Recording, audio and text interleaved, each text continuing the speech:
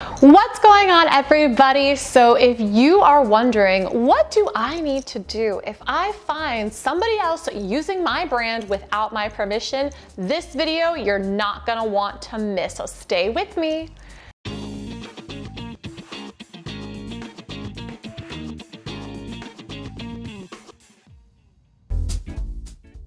Welcome back to my channel. I am Mari Ribeiro, trademark attorney helping brand owners protect their brand against trademark theft. And today we are talking about what is it exactly that you should be doing if you find somebody else stepping on your trademark toes and using your brand without your permission.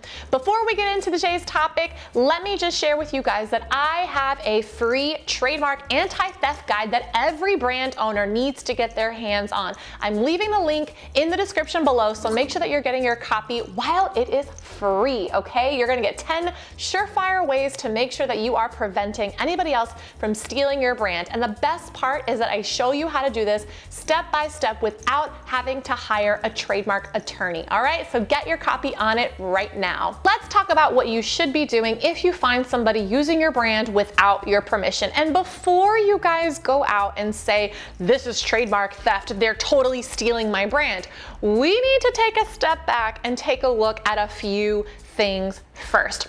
The first thing we want to make sure that you guys have as a brand owner is that you actually own your brand. How do you know if you own your brand? Well, you own a trademark registration for that brand. A trademark registration is really the best way and the only legal way for you to be the legal owner of those trademark rights for your brand. It is clear cut in the trademark certificate who actually owns that brand. It might be you, it might be your business, but whoever the owner of that brand is will be listed in that trademark certificate. This is why it is so important to make sure that you are claiming your trademark rights by actually getting your trademark registered with the United States Patent and Trademark Office.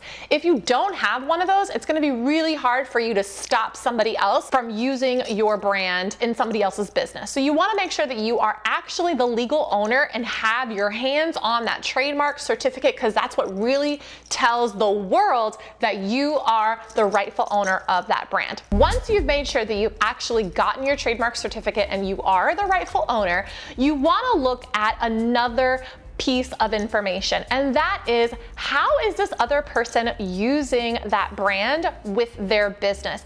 And what I mean by that is actually looking to see what is this other person selling.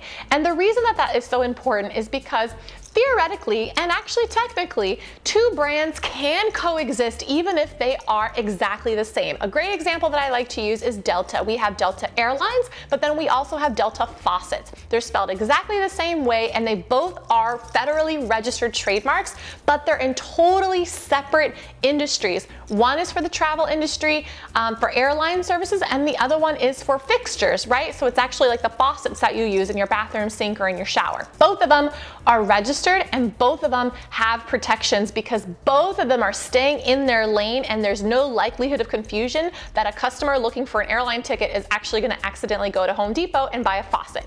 So that's why we want to make sure that this person is in a related industry, because if they are selling something similar to what you are selling, then we might have a case for trademark infringement. So figuring out what are they actually selling underneath that brand, and if it's closely related to what you're selling, then we might have a case for trademark infringement. If we have both of those things, so you have your registered trademark certificate in hand for your brand, proving that you are the rightful owner of this brand, and you also have the proof that this person is using that brand in your space, in your industry, then we might have a cause for concern, and we might be able to show that it is trademark infringement. So what do?